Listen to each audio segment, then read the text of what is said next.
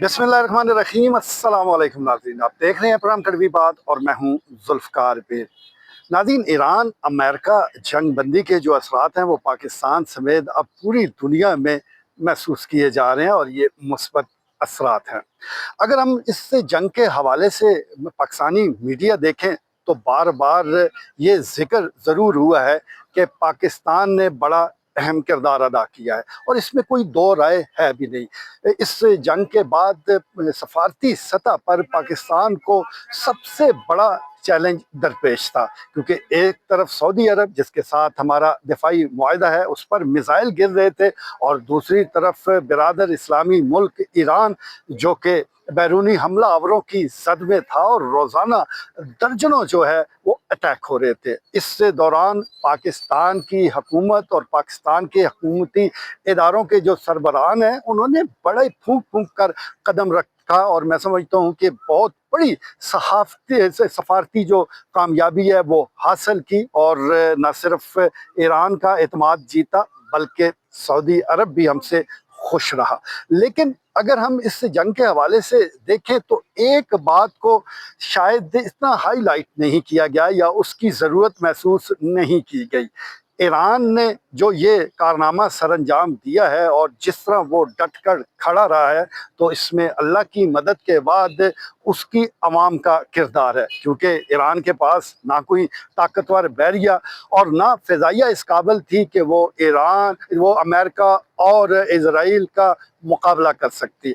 अब इन दोनों हमलावरों को ये यकीन था कि जैसे ही हम ये अटैक शुरू करेंगे तो अवाम बाहर निकल आएगी और अपनी हुकूमत को ही तब्दील कर देगी। लेकिन यहाँ ये अंदाजे गलत साबित हुए और अवाम ने हुकूमत का साथ दिया। इसका मतलब बड़ा वाज़ेह है, ये हम सब के लिए, पाकिस्तान समेत सब लोगों के लिए सबक है कि अपनी आवाम को किसी सूरत नाराज़ नहीं रखना चाहिए, क्योंकि जब बैरूनी हमला होता है तो असला अपनी जगह, लेकिन अवाम अगर आपके साथ डट कर खड़े हो गए हैं तो भले आपके पास असले की कमी भी है, दुश्मन आपसे मरगूब भी रहता है, डरता भी है। और ये वाज़ेह मिसाल जो है वो ईरान के हवाले से हमारे सामने है।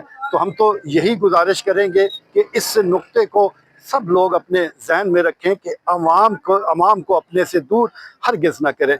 जहाँ तक इस जंग का ताल्लुक है तो तारीख़ी तौर पर देखा जाए, पाकिस्तान के पास 3 बड़े मौक़े आए हैं कि जब यहाँ पर बहुत कुछ तब्दील हो सकता था और पाकिस्तान माशी तौर पर एक मजबूत मुल्क बन सकता था। सबसे पहले अफगान वार के दौरान 79 में जब रूस ने अफगानिस्तान पर हमला किया और हमारी जो पोजीशन बन गई, अमेरिका हमारे साथ आकर खड़ा हुआ, उस वक्त डॉलरों की रेल पेल हो गई। वो वक्त था कि अगर हम सही मानों में अपने पत्ते खेलते, उन डॉलरों का सही इस्तेमाल करते, तो पाकिस्तान में बहुत कुछ मुस्बत होना था, लेकिन हमने वो मौका खो दिया।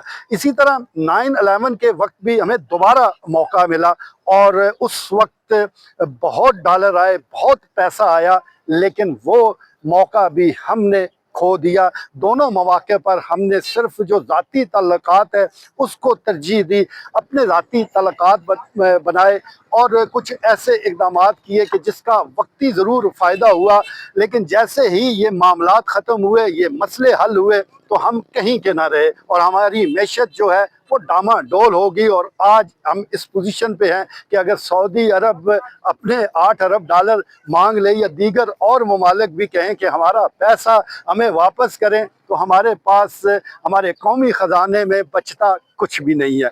कुदरत ने हमें अब ये तीसरा मौका दिया है। इसमें हमने सालस का किरदार अदा करते हुए फरीकैन को मुआहदे के बहुत करीब ले आए हैं, लेकिन महज इस में मुआहदा करा देना हमारी कामयाबी नहीं होगी। हमारी कामयाबी तभी होगी कि इस मौके से हम भरपूर फ़ायदा उठाएं और सारे मामलात हमारे हक में हैं, हम फ़ायदा उठा सकते हैं। माजी की गलतियों से सीखते हुए अगर हम इस मौके से फ़ायदा उठाते हैं तो पाकिस्तान, जो कि अब दिफाई कुव्वत तो है ही है, लेकिन एक माशी कुव्वत बनकर भी उभर सकता है। और बदकिस्मती के साथ अगर हमारा टारगेट वही माजी वाला रहा, यानी हमने अपने जो ज़ाती तल्लुकात हैं اس کو ہی مضبوط کیا اور پاکستان کے لیے جو سوچنا ہے وہ اس طرح نہ سوچا یا ایسے اقدامات نہ اٹھائے کہ ہم معاشی طور پر مضبوط ہوں، تو پھر یہ مسئلہ حل ہونے کے بعد پھر ہم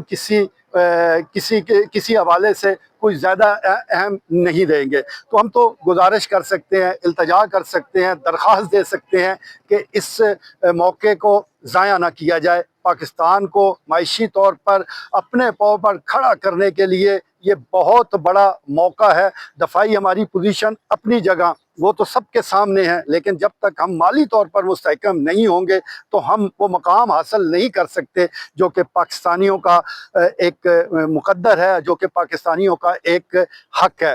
دوسری طرف جیسا میں نے شروع میں بات کی ہے کہ اپنی جو عوام ہے اس کے ساتھ جو صلح کی بات ہے اس کو نظر انداز نہیں کرنا چاہیے۔ ہم دنیا بھر کے تنازعات کو حل کروا رہے ہیں، ثالث کا کردار ادا کر رہے ہیں، تو کیا پاکستانی عوام کے ساتھ ہماری جو صلح ہے وہ کسی نے باہر سے آ کر کروانی ہے؟ یہیں کے لوگ ہیں، یہیں سیاسی معاملات ہیں، تھوڑے ہیں زیادہ ہیں اس بحث میں نہیں پڑتے۔ بڑوں کا کام ہوتا ہے کہ بڑے دل کے ساتھ صلح کی بات کریں اور پوری پاکستانی عوام کو ایک پیش پہ لے کر آئیں، تبھی ہمارا ملک یہ آگے بڑھے گا۔ لیکن ایسے مواقع پر ہم دیکھتے ہیں کہ سوشل میڈیا کے ذریعے ایک جنگ کا آغاز کر دیا جاتا ہے، ایک دوسرے پر تانے کسے جاتے ہیں، ایک دوسرے کو نیچا دکھانے کی کوشش کی جاتی ہے۔ خدا کے لیے اس عمل سے باز آئیں، یہ کسی کے مفاد میں نہیں ہے۔ پاکستان ہے تو ہم سب ہیں، پاکستان زندہ باد۔ اجازت دیجیے، اللہ نے کے بعد۔